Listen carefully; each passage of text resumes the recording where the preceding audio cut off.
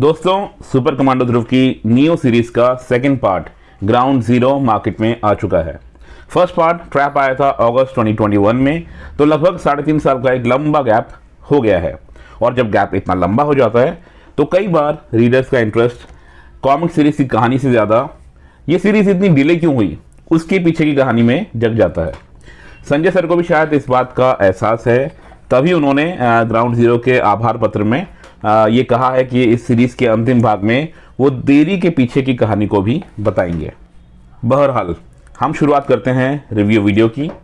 Title cover की बात करें दोस्तों तो ये 3 वेरिएंट कवर्स के साथ उपलब्ध है। मैंने वेरिएंट 1 लिया है। वेरिएंट 1 और 3 हेमंत कुमार ने बनाए हैं और वेरिएंट 2 को ललित शर्मा ने ड्रॉ किया है। क्रिएटिव टीम के बारे में बात करने से पहले मैं आपको इसका बैक कवर दिखा देता हूँ और अब जल्दी से हम वापस आएंगे टाइटल कवर की तरफ। तो काफ़ी शानदार है, लेकिन देखने वाली बात यह है कि ये जो 3 वेरिएंट कवर्स हैं ये लगभग एक जैसे होने का आभास देते हैं। सरप्राइजिंगली, मतलब ऐसा होना नहीं चाहिए था, but then it is what it is. So अब आते हैं क्रिएटिव टीम के बारे में बात करेंगे हम लोग जल्दी से। सो मंदार गंगेले जी के लेखन में चित्रांकन किया है हेमंत कुमार ने। स्याहीकार जोड़ी है विनोद कुमार, उत्तम चंद और जगदीश कुमार की। रंग सज्जा है पांडा ब्रदर्स की।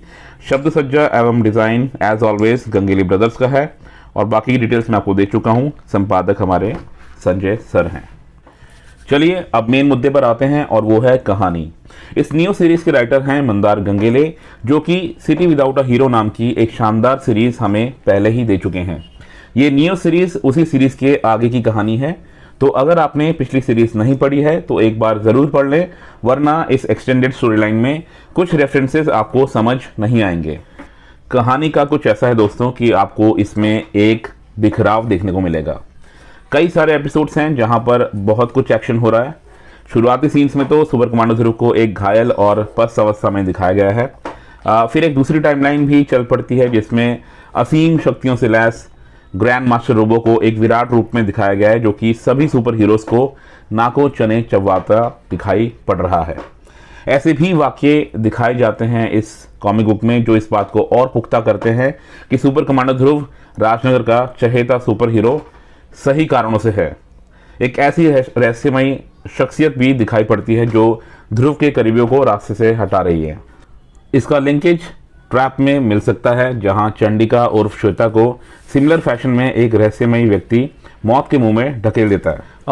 अब ट्रैप की कहानी फिर भी फोकस थी, जहां पर श्वेता को अपने डर के ट्रैप में फंसा हुआ दिखाया जाता है और ये भय के साए में ट्रैप्ड होने वाली थीम को पूरी कॉमिक्स में कंसिस्टेंसी के साथ दिखाया जाता है।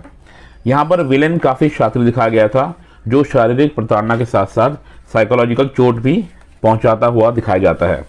और जैसे कि मैंने कहा, अनलाइक ट्रैप, यहाँ ग्राउंड जीरो में काफ़ी बिखराव दिखा।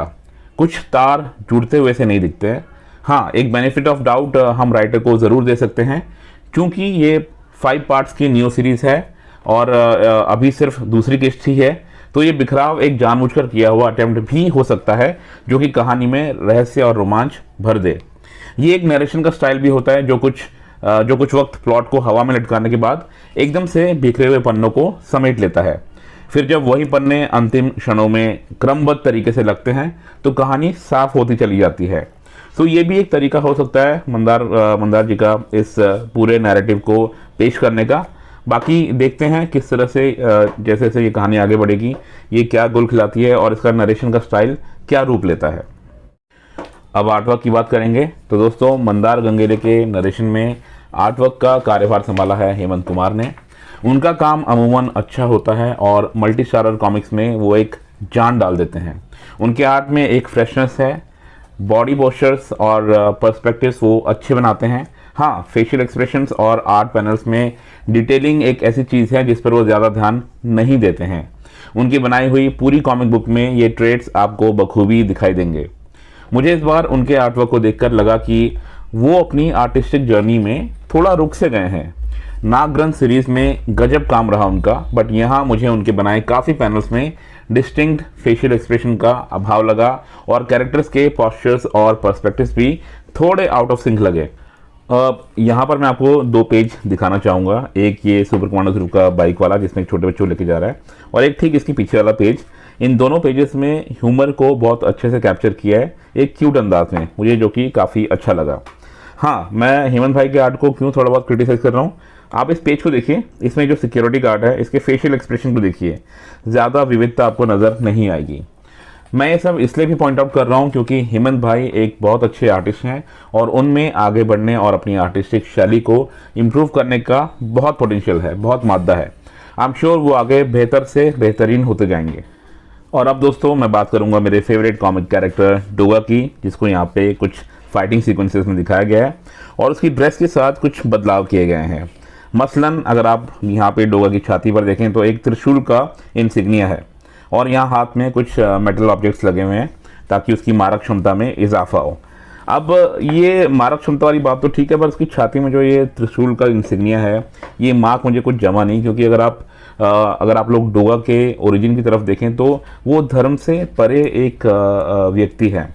उसके ऊपर कोई हिंदुत्व या किसी और धर्म को उसके व्यक्तित्व पर हावी करने की ज़रूरत नहीं है। वो धर्म से परे होकर सोचता है, चलता है और अपने काम करता है। अपराध को जड़ से मिटाने की उसकी जो मुहिम है उसमें कोई धर्म का रोल नहीं है, जहाँ तक मेरी अंडरस्टैंडिंग है इस कैरेक्टर की। तो यहाँ पर मुझे वो थोड़ा अटपटा लगा। Maybe at some later stage ये जो लेखक हैं मंदार भाई, वो इस बात पे थोड़ा सा प्रकाश डालना चाहे कि ये सब क्यों किया गया तो अच्छा रहेगा। अब वर्डिट की बात करूं दोस्तों तो मुझे ग्राउंड ज़ीरो एक एवरेज स्टोरी लाइन लगी। जाने क्यों मैं इस सेकंड पार्ट में किसी भी किरदार या सीन के साथ कोई जुड़ाव महसूस ही नहीं कर पाया। एक डिस्कनेक्ट सा लगा through and through. I mean 64 pages की कहानी में अक्सर आप बहुत कुछ उम्मीद करते हैं, उसमें से अधिकतर उम्मीदों पर खरा नहीं उतरती है ये दूसरी किस्त। लेट्स सी, शायद अगले 3 पार्ट्स आउटरेज, ओवरकिल और फॉलआउट में ये जो परिदृश्य है ये बदलेगा। फर्स्ट पार्ट अच्छा था, ट्रैप में अच्छा लगा, शुरुआत अच्छी हुई थी, लेकिन यहाँ सेकंड पार्ट में वो कंटिन्यूटी थोड़ी सी रह गई। मुझे थोड़ा सा बिखराव ज़्यादा लगा कहानी में। कुछ मतलब एक रस्सा भी आ रही थी कुछ सीन्स को देखकर।